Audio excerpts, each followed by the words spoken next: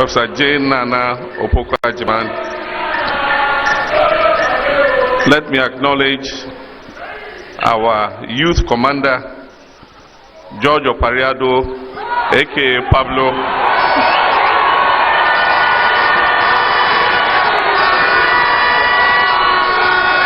Let me acknowledge our vice chairman of our party who are here present.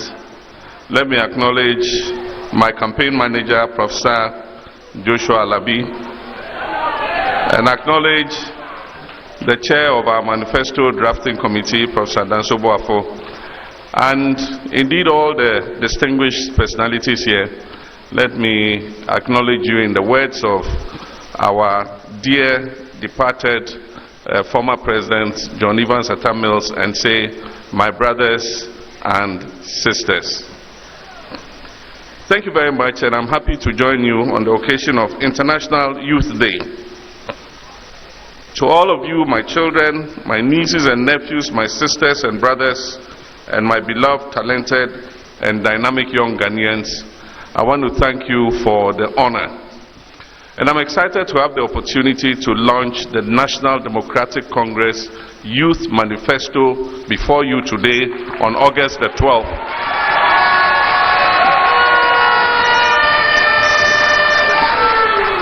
As you have just heard from the various presentations that have been made, the NDC's Youth Manifesto is the blueprint for our commitment to empowering the youth of Ghana and unlocking your potential for sustainable development. The theme for this year's International Youth Day is From Clicks to Progress, Youth Digital Pathways for Sustainable Development. Indeed, this theme perfectly underscores the transformative power of digital technologies in driving progress and shaping the future of our young people. As we celebrate young people's contribution to leveraging digital tools for positive change, I am proud to reaffirm our pledge, the Mahama and Nana Jane administration's pledge,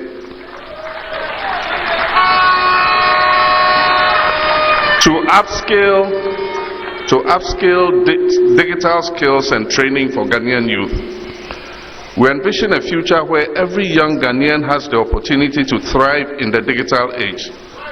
And that is why we are committed to supporting digital startups and incubation hubs and training 1 million young Ghanaians in coding. And if you want to know who has plagiarized who, go to the NDC 2020 Manifesto and look at page 88, and you see the Million Coders program there.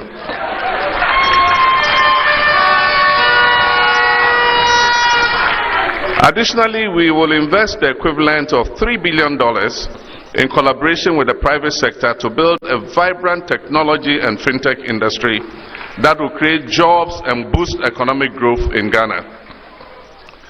The 24-hour economy policy we will implement in 2025 is a game changer that will open new job markets, foster entrepreneurship, and drive innovation.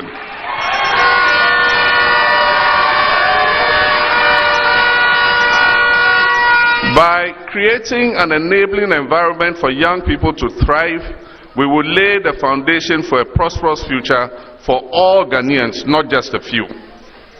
But our commitment to the youth goes beyond digital empowerment. The NDC Youth Manifesto outlines several key initiatives, including increased access to quality education from the basic and second cycle to tertiary levels, affordable health care, and numerous job creation programs.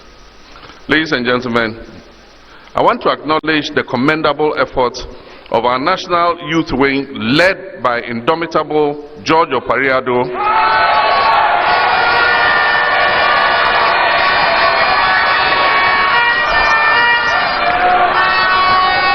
aka Pablo,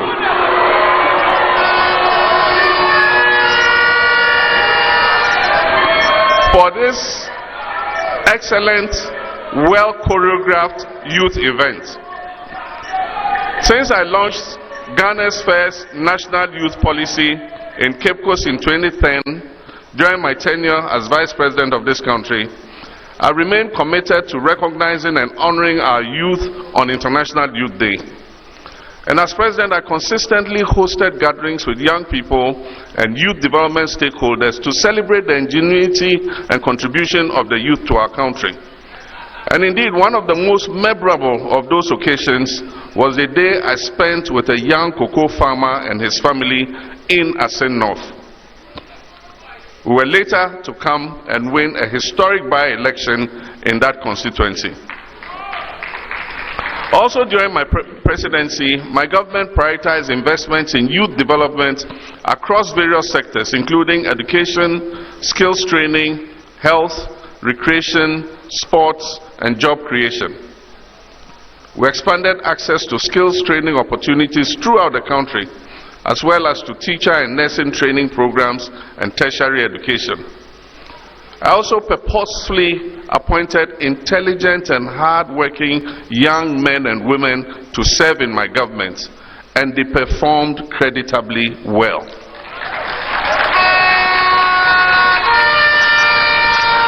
Ladies and gentlemen, their excellent performance gives me the confidence to appoint more young people to serve in my government from January 2025.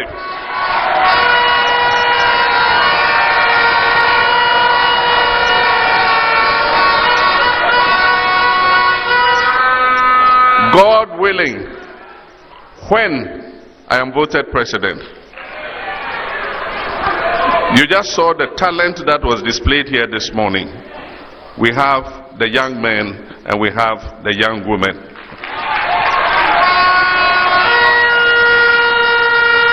The National Youth Authority Act, which was enacted in 2016, strengthened the framework for youth development. And that piece of legislation streamlined the operations of the National Youth Authority. It increased youth representation on its governing board from a single one, to 3 members, and recognized the establishment of the Ghana Youth Federation as a platform for all youth-led organizations. The law also mandated the creation of regional and district youth committees to encourage youth involvement in decision-making. And importantly, it allocated a portion of the District Assembly's Common Fund to enhance youth development, addressing the centuries-old complaint of resource constraints. Unfortunately, the District Assembly's Common Fund is not being paid. It's many quarters in arrears. The challenges facing our youth: mismanagement of our economy, pervasive corruption, nepotism, and poor governance under the current administration have combined to negatively impact the youth of Ghana. Many young people are eager and ready to work, but the struggle to find employment is a huge challenge. The rising unemployment rate, which currently stands at a staggering 14.7%, was worsened by the recent banking sector cleanup, which led to widespread job losses, especially among the banking and finance professionals. Other statistics that show the dire situation of Ghanaian youth is a 21.7% youth unemployment rate. The 8 million Ghanaians who went a day without food last year, and many of them young people. And you heard about 001 and 100 and 010.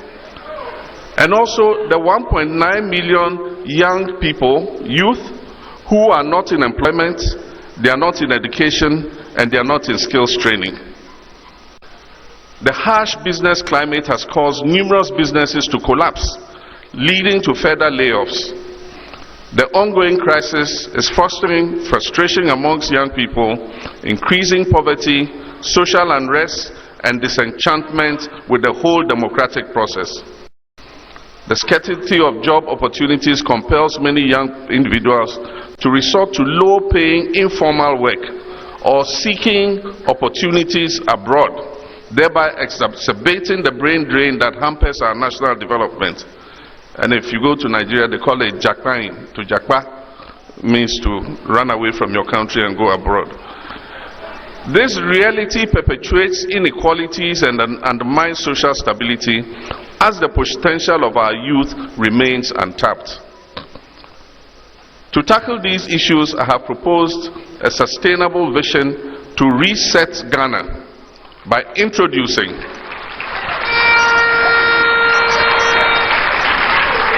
we need a reset by introducing and aggressively implementing the 24-hour economy policy.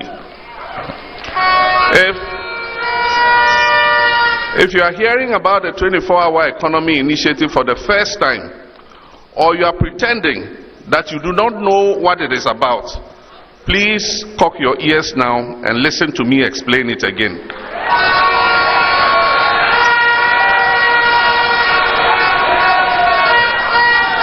This is a policy that is not peculiar only to Ghana. A 24-hour economy will enable one job to be shared across 3 shifts and employ 3 persons, providing job opportunities for 3 workers instead of 1. And that is what my intelligent, eloquent younger sister, or should I say my daughter, explained as 1-3-3.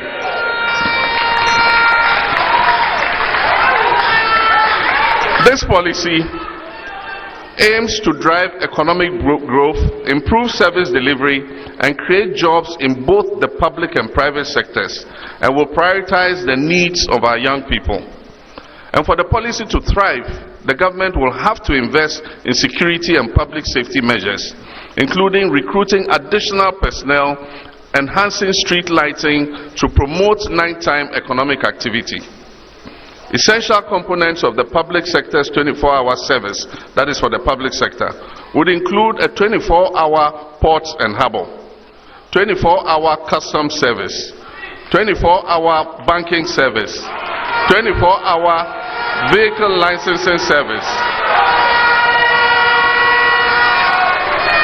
and 24-hour passport services, amongst others.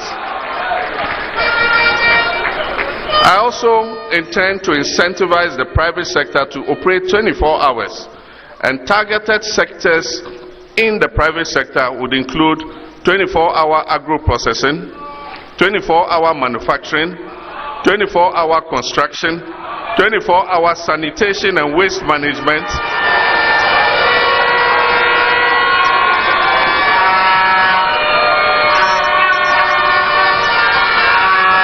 24-hour transport services, 24-hour financial institutions, and 24-hour retail and tourism services.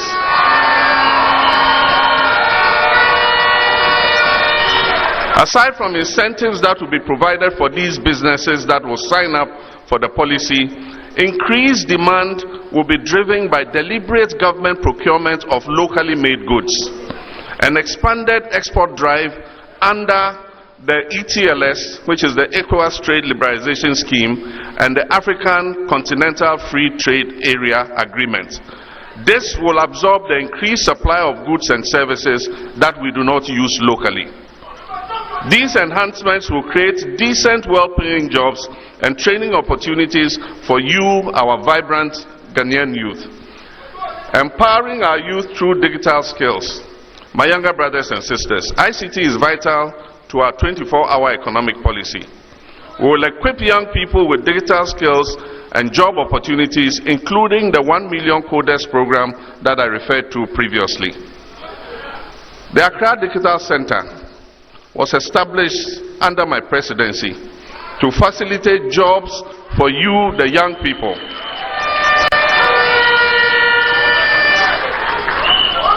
We will decentralize the center to other regions, and these centers will train students and unemployed graduates, enabling them to capitalize on digital job opportunities. We will work with the telecom companies to reduce data costs and deploy free Wi-Fi in all our schools and selected public places.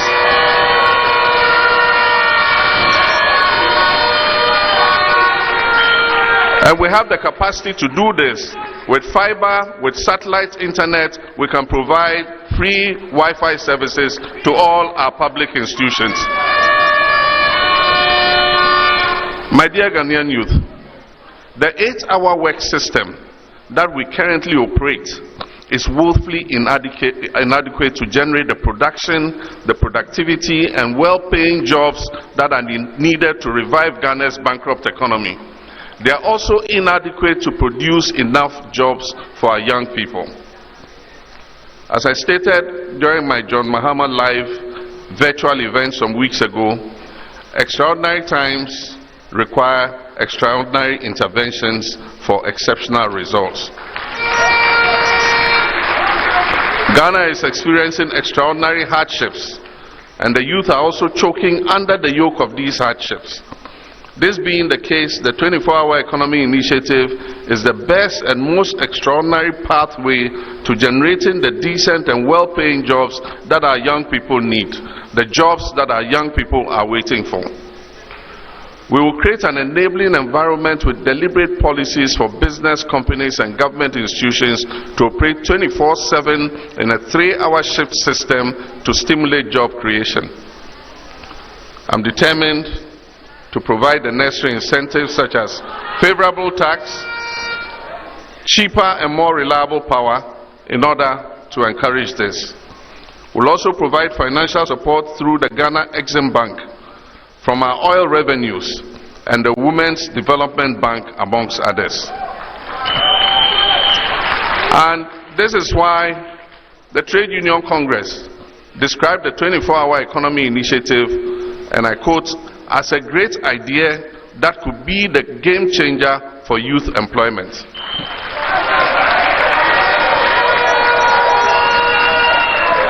And also note that the Ghana Federation of Labour, the Chamber of Local Governments, the National Union of Ghana Students, and the IEA, amongst many other well-meaning Ghanaians, have spoken favorably about the 24-hour economy initiative. We shall not fail them. We shall deliver to exceed their expectations.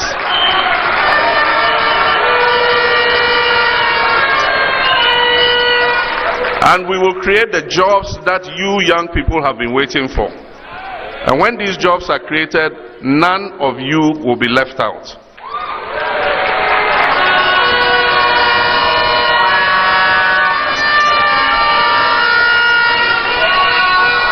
But let me say at this point that before I left office in January 2017, my government, through the NDPC, that's the National Development Planning Commission, had developed a 40-year development plan.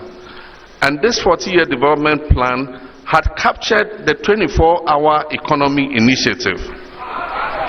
So it's not like a new initiative. We had thought about it already in 2017. My children, my young brothers and sisters, elections have consequences. And this is why you must vote wisely for change on December 7th.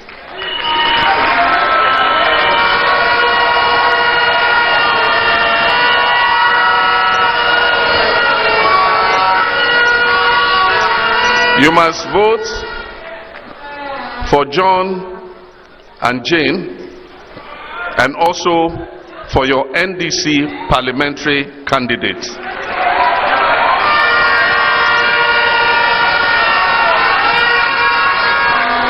Because we need a healthy majority in Parliament to be able to carry out the programs that are needed to provide jobs for our young people. I'm resolute in my commitment to establish a dedicated ministry for youth development. This ministry will centralize the coordination of youth initiatives in Ghana. It will facilitate job creation, it will promote entrepreneurship, it will provide scholarships and enhance youth participation in decision making, while ensuring the effective implementation of the National Youth Authority Act. Despite various initiatives, a significant gap still exists between the skills offered by educational institutions and the demands of our job market. Only about 10% of our young people receive formal skills training, and thereby hampering their employability and their economic prospects. This current situation is detrimental to innovation and economic growth, and particularly affecting artisans and craftsmen who need access to modern tools and training. And therefore, to address these shortcomings, the next NDC government will partner with religious bodies and other non-governmental organizations to invest in diverse skills development programs to enhance the economic opportunities that are available to our young people. And so, the National Apprenticeship Program, which is NAP, and the expanded TVET centers will provide skills upscaling for youth who do not progress to the tertiary level. Political bias and nepotism have tarnished the recruitment processes within Ghana's security services and our public sector. This undermines trust in public institutions and creates disillusionment amongst our youth. Under my leadership, recruitment will be decentralized to ensure equitable representation of all our citizenry within the security agencies and our public services.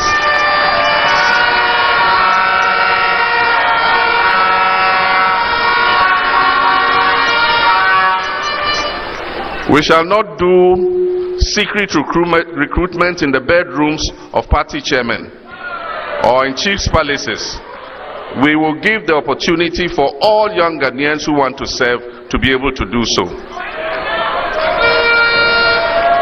According to a 2023 study by the Center for Democratic Development, 55% of young professionals in these fields reported delayed postings or recruitment bottlenecks due to favoritism and political interference.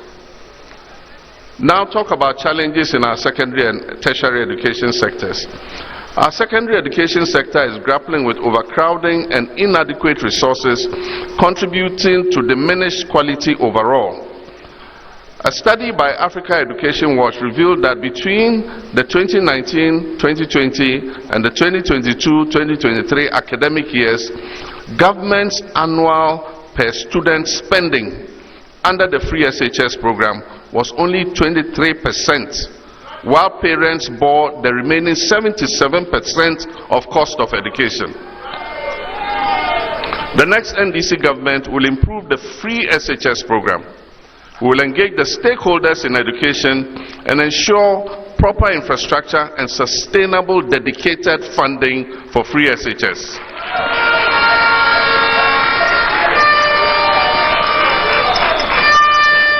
We shall also decentralize the procurement of food and other supplies to the headmasters and school basers in order to improve the quality of food and also boost the local economies in the districts where the schools are located. We shall expand access by building more infrastructure in existing secondary schools, and we shall dedicate funding to completing the E-blocks in order that more children can have the opportunity to go to school. We will abolish the double track system.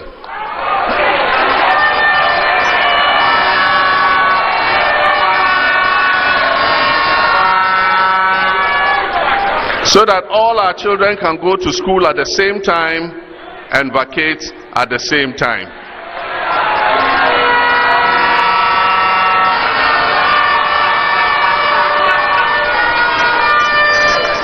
Our kids will not come and stay at home for 4 months and go to school having forgotten everything they learned in the previous term. Moreover, tertiary students face financial barriers, with over 40% struggling to afford education and accommodation. And as I recently announced during a visit to the University of Ghana, my government will partner with the private sector to demarcate a portion of the vast tracts of land that the universities are holding to construct hostels for students on campus at reasonable rates.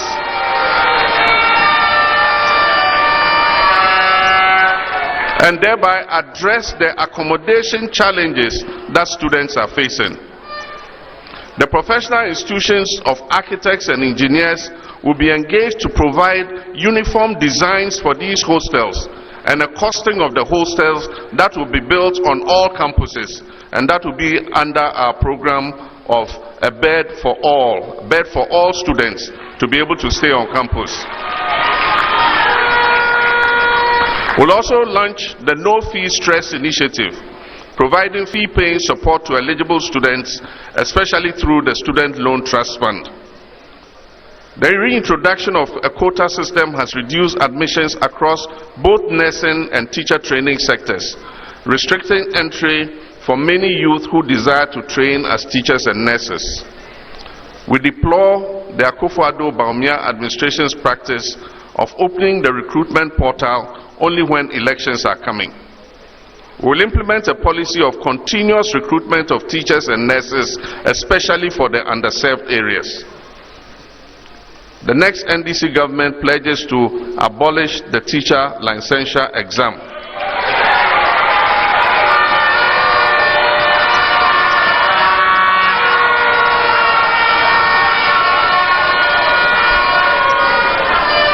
We will make teacher licensing a part of the final year program in colleges of education. The John and Jane administration will implement strategies to address teacher accommodation challenges, especially in rural areas, offering incentives to encourage them to accept postings to underserved areas. Ladies and gentlemen, my brothers and sisters, only 20% of youth-led startups receive the necessary funding or mentorship. This lack of support results in high failure rates among young entrepreneurs, stifling innovation and job creation. And so the next NDC government will prioritize support for young entrepreneurs to ensure that they have access to capital and business development services and training. We will support them with funds to start and accelerate the pace of already existing youth-owned businesses. And now, the iconic Women's Development Bank.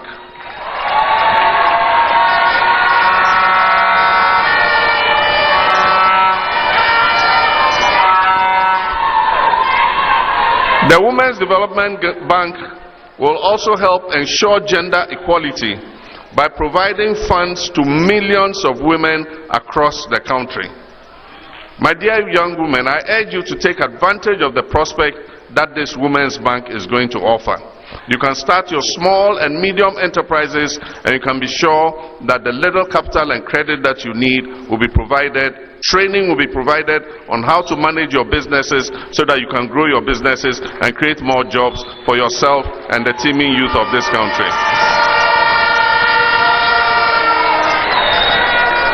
This unique bank will focus on job creation and the myriad of challenges women-owned businesses face in accessing credit and financial resources. The bank will further focus on providing financial services and products that are tailored to the needs of women entrepreneurs and business owners in Ghana. It will train young females and non-graduates in entrepreneurship and finance them to start food and beverage, manufacturing branches, agro-processing, trading and commerce and marketing of various local products. The Women's Bank will be one of the major sources for reducing imports because it will micro-target products that stimulate import substitution. As the Exim Bank promotes exports, the Women's Bank will enhance import substitution. A new crop of youth agribusiness people will be financed and mentored to boost the agro-processing space. We implement a program to supply simple agro-processing equipment and capital to young entrepreneurs to add value to local produce for the domestic market and also for export.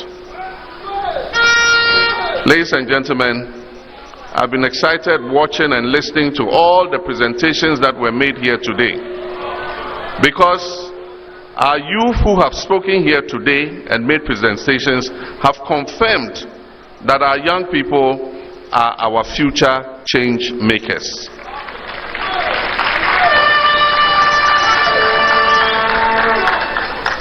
For me, John Dramani Mahama, I've always recognized the incredible potential and power of our young people. I'll continue to recognize and appreciate the importance of empowering them to help shape a better tomorrow for our country.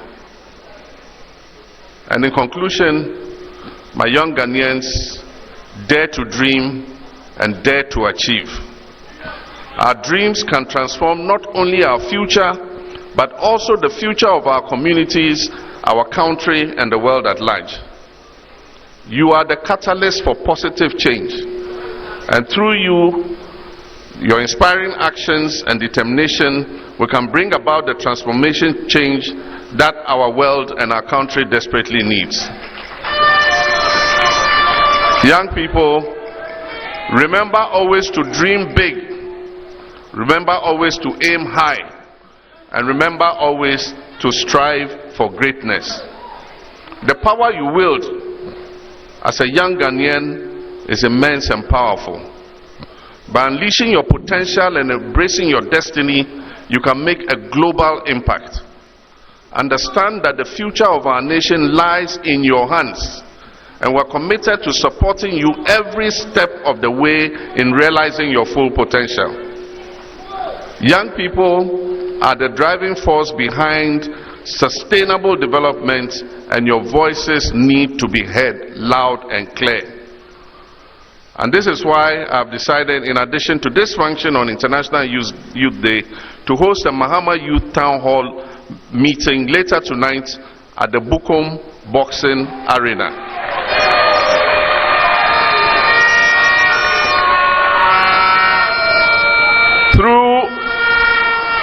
Through this one-of-a-kind event, I will engage with young people directly and listen to your concerns and aspirations. Your vote as a young Ghanaian is not just a choice, but is a powerful tool for shaping the future of our country. And so as you join hands with me to build the Ghana we want together, I assure you I will wage a relentless fight against corruption.